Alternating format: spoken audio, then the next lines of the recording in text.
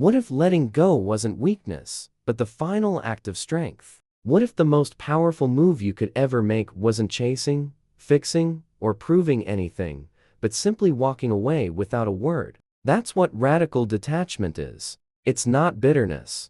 It's not coldness. It's clarity. It's the moment you stop needing their apology, their explanation, their energy, and realize the only thing you ever needed was, you see, when you finally let go at halfway, not as a game, not pretending, you unlock something rare: freedom. The kind that can't be touched.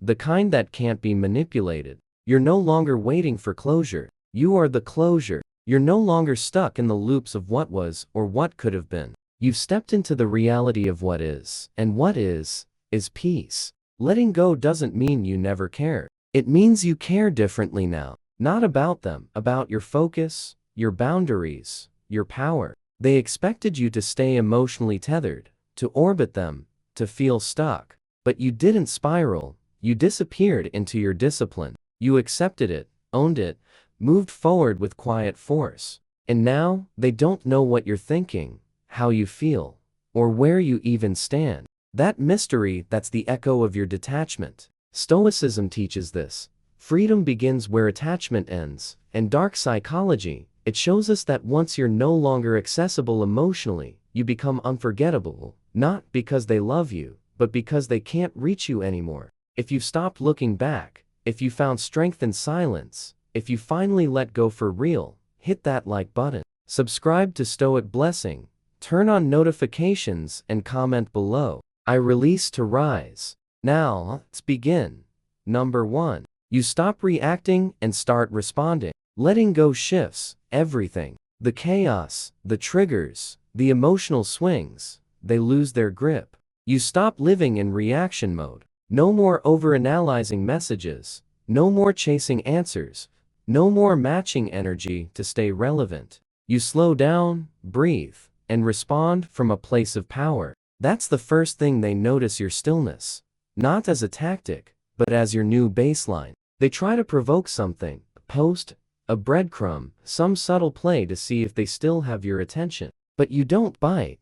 Not because you're trying to seem cool, but because you're truly over it. Your focus has shifted inward. You don't need their chaos to feel alive. You don't need their reaction to feel seen. You found something stronger than attention: emotional control. Stoicism teaches that the moment between stimulus and response is where your power lives. You don't let them steal that anymore. They don't get to dictate how your day feels. They don't get to interrupt your peace. You choose how you show up. You choose if you respond. And most of the time now, the answer is silence. From a dark psychology lens, this is unsettling to them. When someone is used to controlling your emotions and suddenly they get nothing. No anger, no sadness, no chase, just stillness. They panic because they don't know what you're thinking. They don't know if they still matter. That loss of predictability creates tension.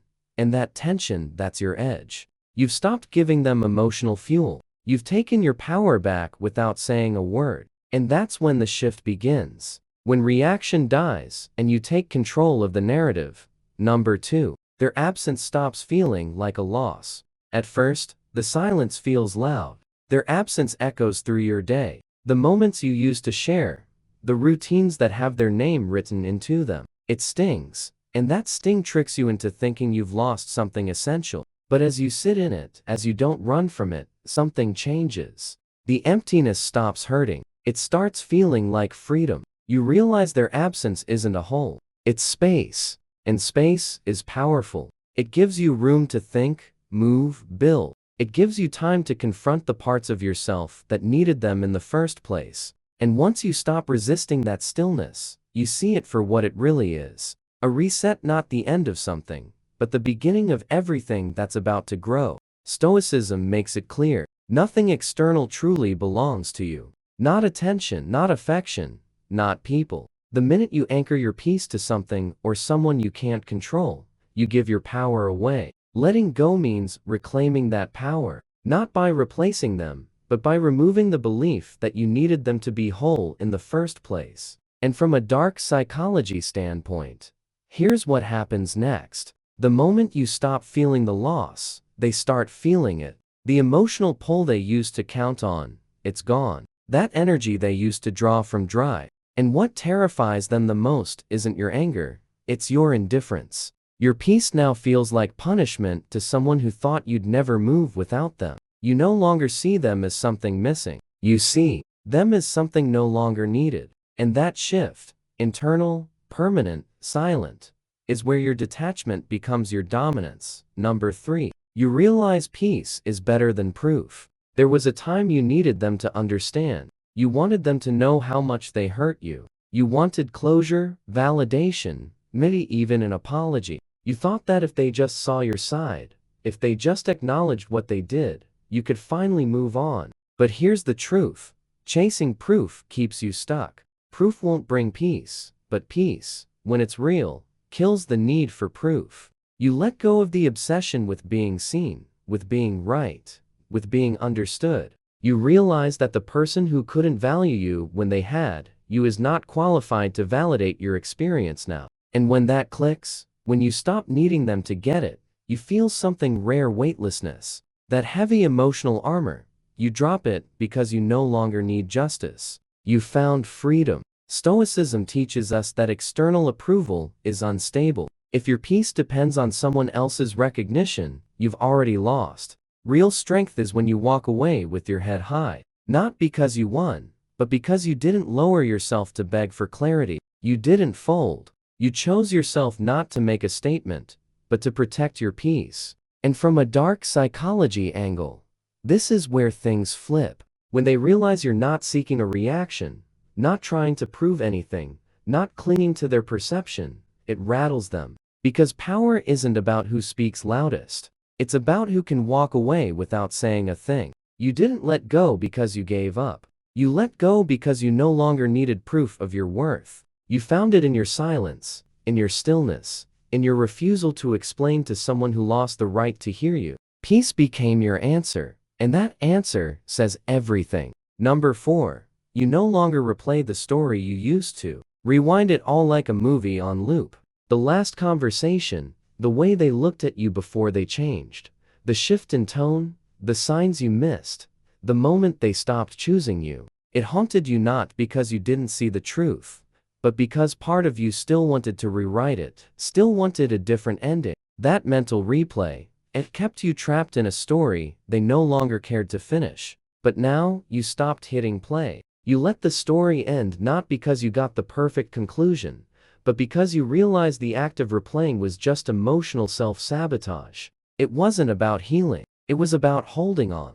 And holding on disguised as analysis is how most people stay stuck. But you chose clarity. You chose closure without a conversation. Stoicism says, accept reality exactly as it is, not as you wish it to be. That means no mental edits, no what-ifs, just truth, brutal, clean, and liberating. You stopped negotiating with the past and started investing in the present. And when the old scenes creep up, you don't entertain them. You observe them, and then you let them pass like clouds. No attachment, no resistance. From a dark psychology standpoint, the power here is lethal. Because the story that used to drain you is the same one they thought would keep you tied to them. They relied on that emotional tether. But when you stopped revisiting it, when you stopped reliving your pain, they lost their last thread of influence. And whether they realize it or not, they feel it. You no longer need to rewrite the ending. You've moved on to a new chapter, and they don't even show up in the footnotes.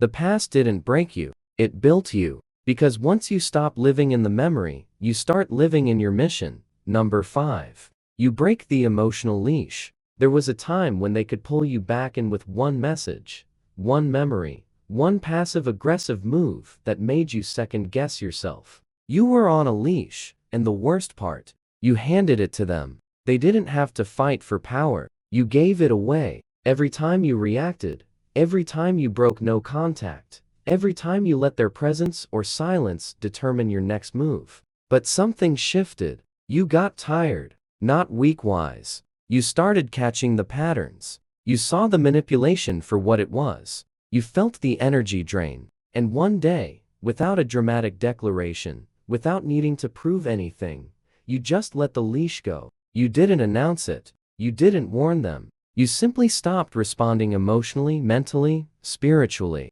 You cut the line, and with it, the control. Stoicism teaches, don't be ruled by your urges. The desire to respond, to be heard, to explain all of it is weakness disguised as communication. But the man who can pause, breathe, and choose stillness over reaction, that man is no longer a pawn. He's in command of his time, his energy, his soul. Dark psychology knows this is the final blow. Because when someone realizes their words, their silence, their chaos no longer move you, they spiral. Not because they love you, but because they lost their grip. You would never the puppet. You just hadn't noticed the strings until now. The emotional leash is gone. You no longer flinch at their moves. You don't need revenge. You don't need closure. You just needed space from the storm to see who you were without their influence, and what you saw. A man they can't reach anymore. Not because he's hiding,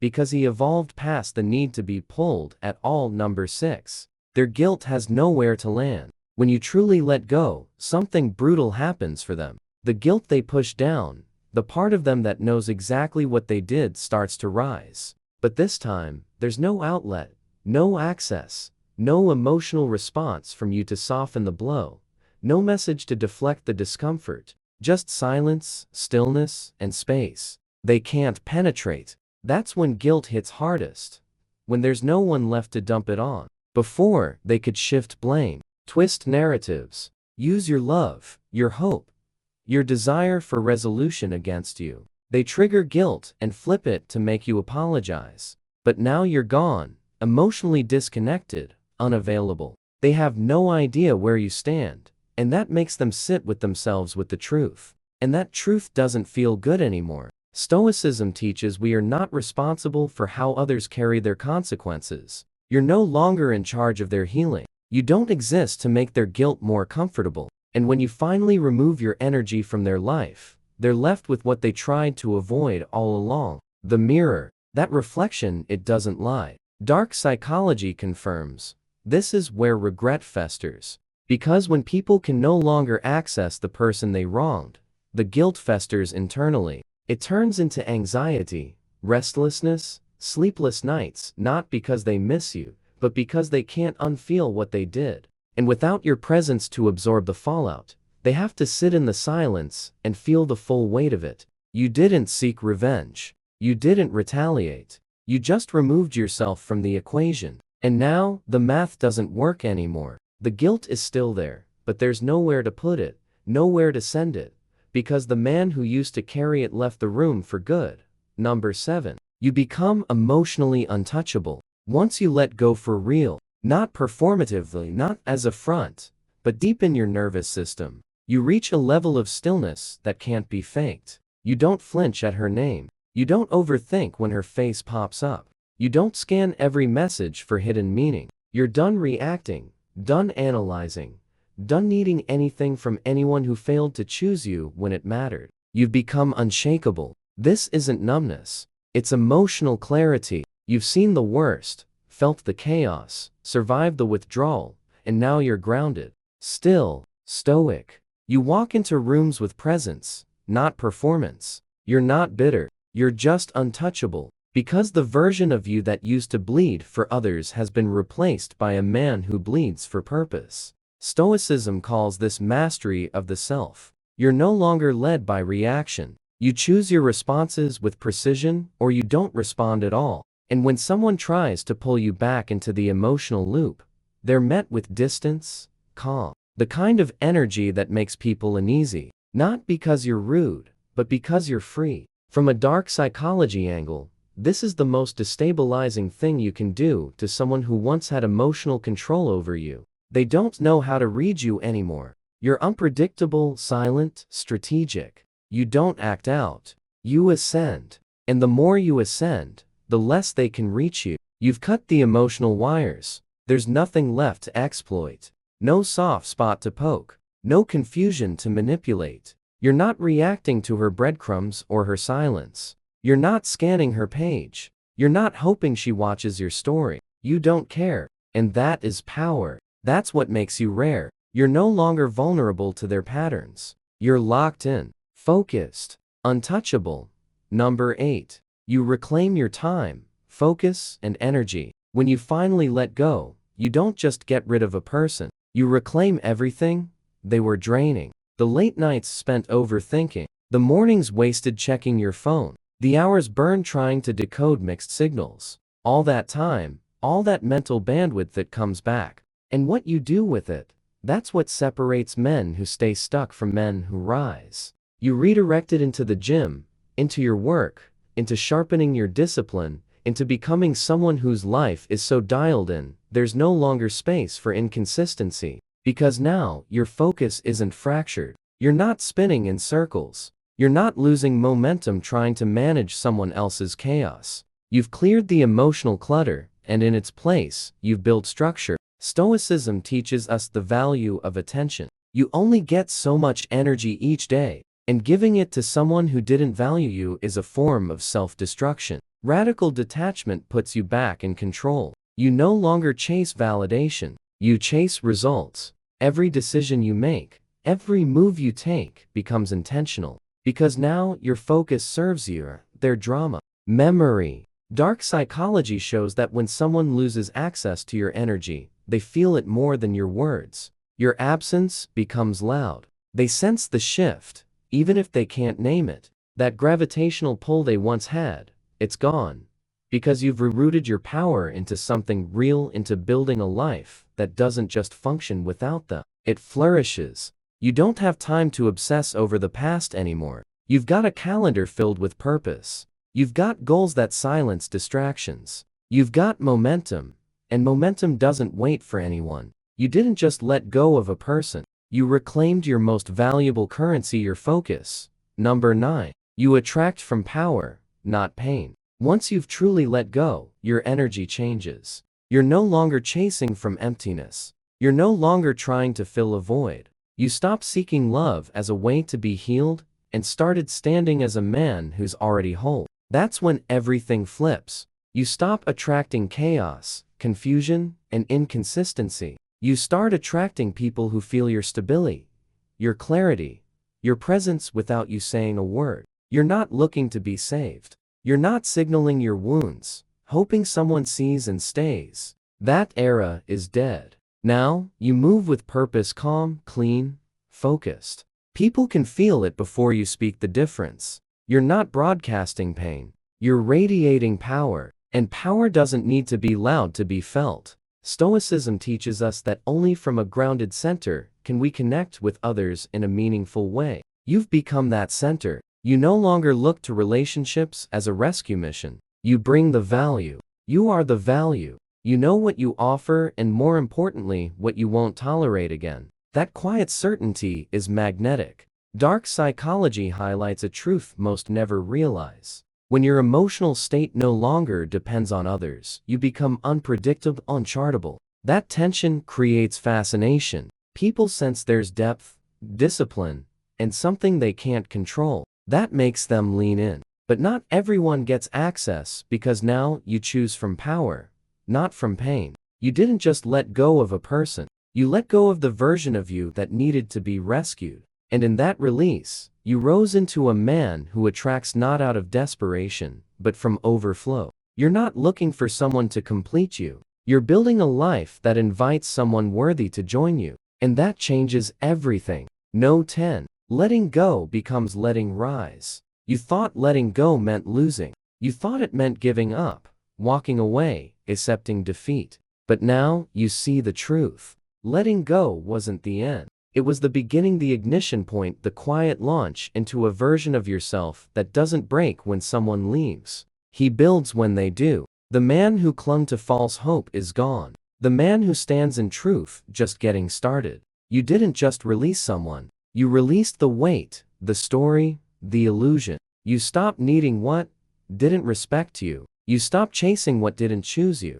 And by doing so, you made space for something greater, yourself, your future, your focus. You're no longer reacting to what left. You're rising toward what's next. Stoicism teaches that what stands in the way becomes the way. The heartbreak didn't destroy you. It revealed you. It exposed what needed to be strengthened, cleaned out the parts of you that were too dependent, too distracted, too drained. Now, you move different. Think different. You walk with purpose, not pain with silence, not shame with power, not permission. Dark psychology confirms what they feel now is not the sting of your words, but the void of your growth. You're gone, but not in bitterness and elevation. They may try to reach, to reconnect, to re-enter, but they're not even approaching the same man anymore. The path you're on doesn't loop back. It rises, and you rise with it. Letting go was never about losing them. It was about finding you, the real you,